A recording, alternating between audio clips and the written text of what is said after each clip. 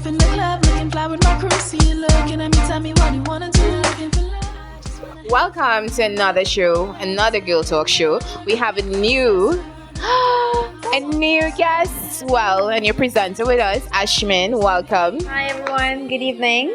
Thank you for having me. It's such a joy to be here. And I hear she brought us gifts as well, so yeah. So that's why we're allowing her to sit with us tonight. Okay, so Nisa isn't too well. She's a bit under the weather, so we hope you get better soon, Nisa. Alright, lots of love to you. So, Ladies, ready to dive in? Yes, let's dive into the questions. Some of our viewers posted some questions on our Facebook page, and we will be discussing them tonight. Do you want experience in broadcasting? We're going to check out some of our shows. meet interesting people. Hi to all the viewers of KVTV. You know we were the big boss, Ian Allen. It's free to be a presenter on KVTV. We went into the county swamp in the Beluga and we caught some tilapia.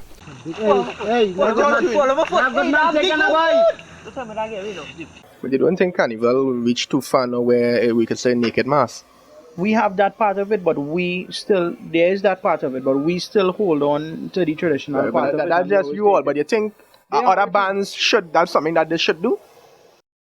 Some of our viewers posted some questions on our Facebook page, and we will be discussing them tonight. So the first one was from, I can't pronounce this girl's name. Miss Tandui. Yeah, she was asking about natural hair tips. Interesting. Yes. Well, naturally, my hair is actually curly under all the gel. Yeah. So my hair actually needs a lot of more moisture because of the curls. It tends to get dry a lot faster. So for me per se, I would put in a lot of moisturizer and even a leave-in conditioner because of my hair type. So I think it's about finding out your hair type as well.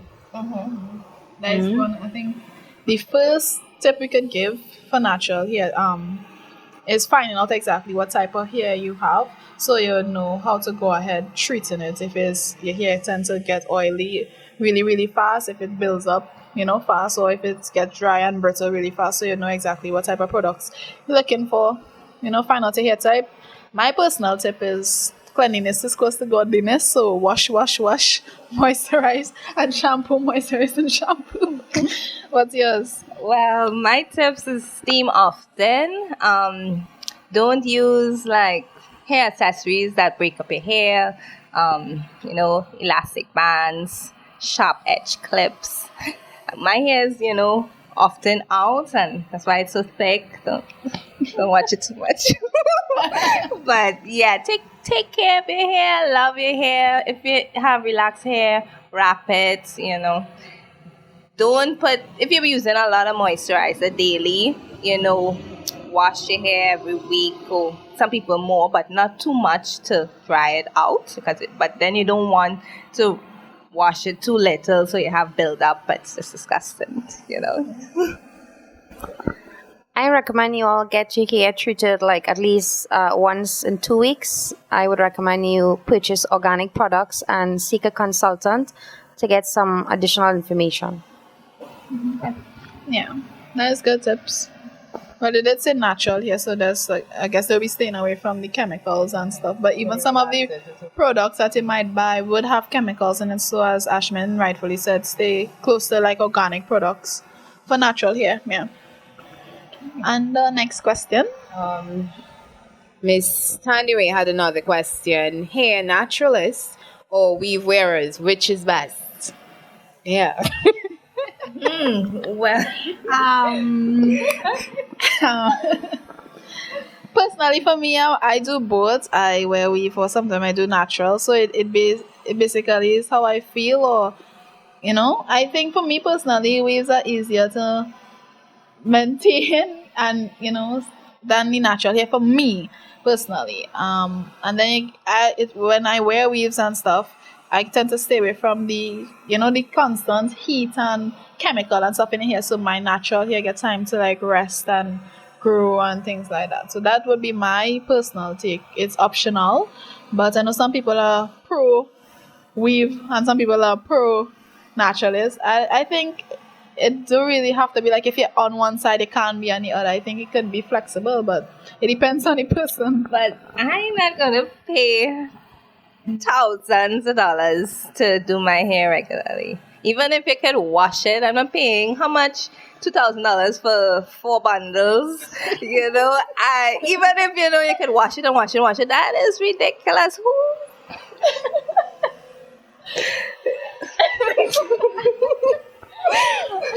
Well, thankfully, I don't have the need for weave, but I'm not against weave. I know quite a lot of my girlfriends, they pay a lot of money for weave. They go and get it done. They look really nice. But as Nisi said, it's all about preference. But I know in most instances, a lot of guys like all natural hair. Correct me if I'm wrong, but I think that's the correct thing. Yeah, I think most men don't want to be like putting their hand through your hair and it's sticking up. Well, they definitely wouldn't want it to fall off while they're trying to play it in their hair. So I think it's about how you do it. It has like some people would wear weave and you cannot tell is weave because it looks so natural, and there's somewhere weave and is like seriously, So I think it comes back down to preference.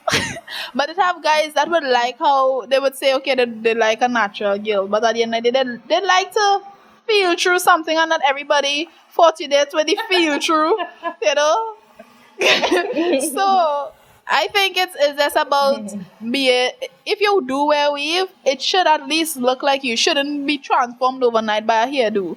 That's just my thing. If you wear weave, it should at least look like you. it should compliment you. It should. You shouldn't leave home one way, go to the hairdresser, do your weave and come back and I'm like, huh?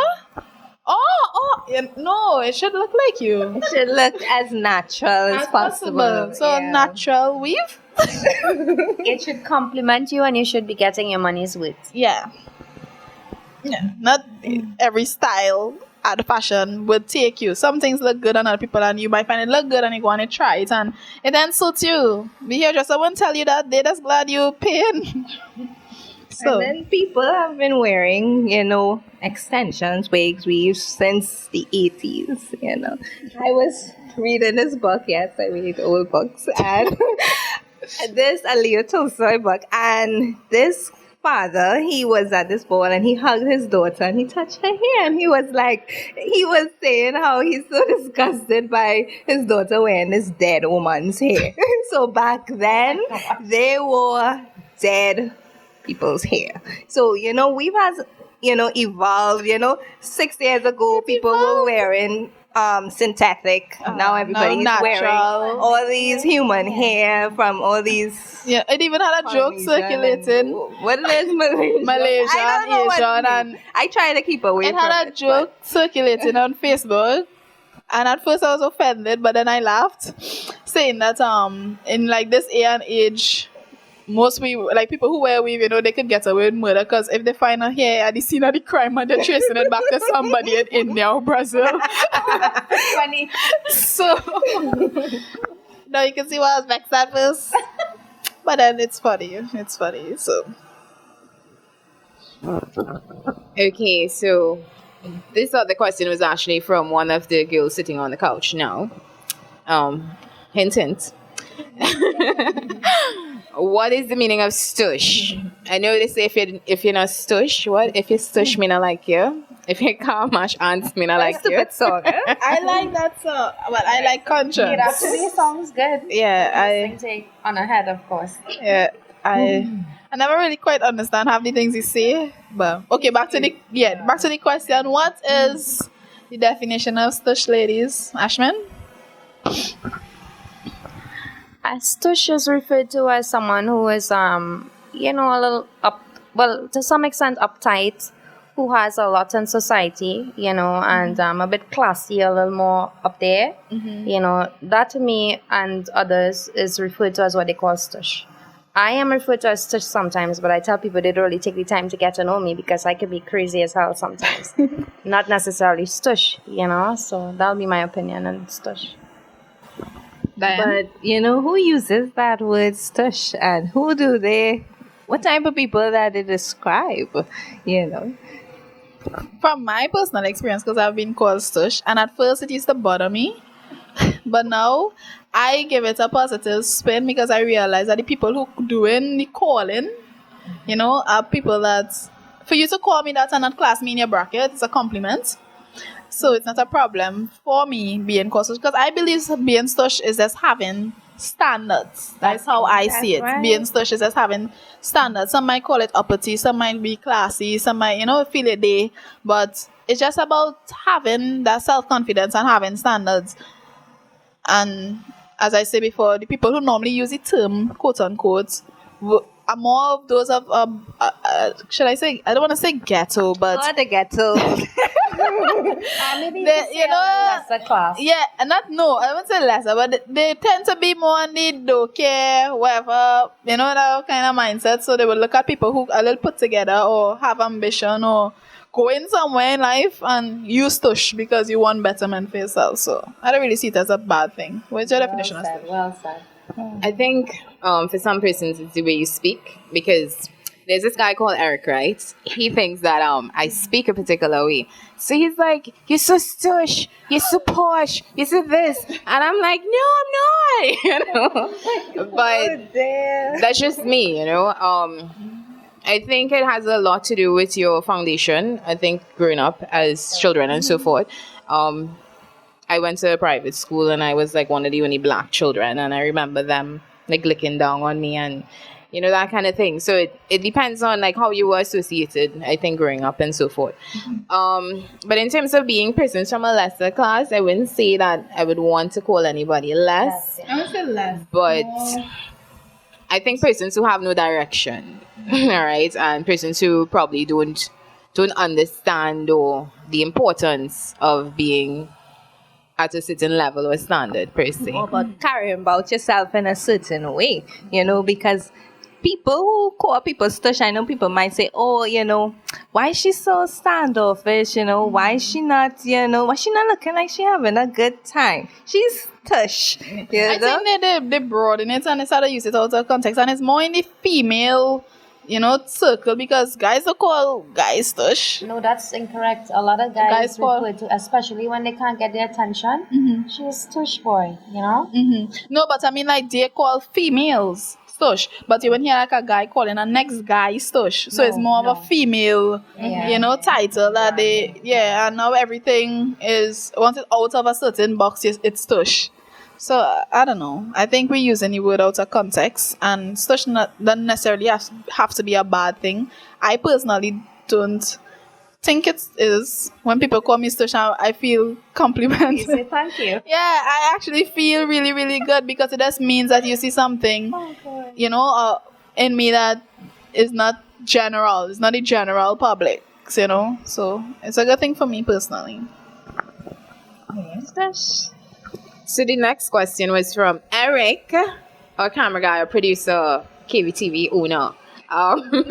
Why wear high heels if they are painful in some instances? Why? Because they're cute. Why? Because you look taller. Why? Because some clubs recommend that you can't take off your shoes in the club, so bear that pain and stand up and smile through it. Yes. Heels give women a sense of class or sophistication. Well, some heels, because I've seen someone is like, so yeah. But I'm a shorty, right? And heels tend to give me a lot of confidence because I feel tall. So that's my personal reason for wearing heels. I wouldn't go as far as to like, yeah, I'm a shorty, come on. Short girls invest in heels. You won't see somebody that really, really tall. Well, yeah, you do. You do. I think, you know, girls when they wear heels and it's painful, they look horrible, they walk terrible, and Payless has all these things to make you uncomfortable heels comfortable, and if you know you put on those painful evil heels. You bet, and you walk like, your feet have no feeling. Don't embarrass yourself like that, stumbling around, drawing more attention, bad attention, Ignore it. When you get home, cry. Oh my gosh, you are really funny. Heels, I can speak for myself. They make me feel sexy and they give me a little height. Of course, if I have to speak to someone, I don't really have to look up, so. You can look across, They kind of eye like, contact. and when you stand in them, once you have proper posture, you look really, really cute. And And make it kind of, well, as you said with the posture, it kind of make your shape look a little, sexy. And in the back there, a little, so, but I think with heels, and this is something that guys don't tend to understand. Women don't know a heel is painful unless we've been in it for like an extensive amount of time. When you go in a store to buy a pair of shoes, you're trying it on, you might walk around in 5 minutes. You won't feel anything. You won't know that the shoe is painful. Then you would put it on the night and you go out for like a couple hours, and then by the second hour you now start to feel it. But you can't stand up in a store for an hour just to find out if the shoe's hurting. Yeah, it looks cute, so you buy it, and then when you wear it for long, then you realize, oh, okay. Went to actually a performance and bought the shoes like the day before. And when we were on the stage, my legs trembling, and it was like, oh my gosh, dance it, just dance. Just like don't make people see that, like it was that painful. And as we come off the stage, our shoes was off. Wow. Because I know they say beauty is pain, but I don't think we'll willingly put ourselves through that. Come on. No, I don't think so. But there was one time that I saw this really, really cute pair of heels, and it was like a size 8, right? But my foot was like a size 8.5, but it didn't have no half, so I was like, okay, a little half wouldn't really, so I bought it, and I've been trying to stretch it ever since. Till I got fed up and I gave it away. Sad. Yeah. Didn't even get my money's worth, but so I just contradict my entire statement. I bet you learned a real good lesson there. Yeah. Make sure and buy the extra half. But you can go by the shoemaker to stretch your shoes. It depends on the make of the shoe. Not all shoes could stretch. They say soak it, leave it, stuff it and leave it. Those things. A bag of water in your shoes. Put it in the freezer when it freezes, it expands. Yeah, so I tried it that on YouTube. Tried it until my mom came home and she was like, "Why this pair of shoes in my freezer? What is doing in the fridge?" They even have something called a shoe stretcher. I think it's a liquid something. Yeah, shoe stretcher. I think it still come back to the make of the shoes. Yeah, but I learned that lesson. It comes down to getting the other half. Yeah, that extra half goes a long way. A really, really long way. I was walking like how Diane said, Trying to look all cute, so. So, that was the 4 questions. Hope you all enjoyed it. Hope we answered as best as we can, and hope we were able to give you some light. So, Gigi, Nisi, and Diane, Ashmin. Girl talk. Bye. Hasta la vista. Step in the club, looking fly with my crew. See you looking at me, tell me what you wanna do. Looking for love, I just wanna have fun. I'm heading home when it's said and done. Coming closer, yes, you wanna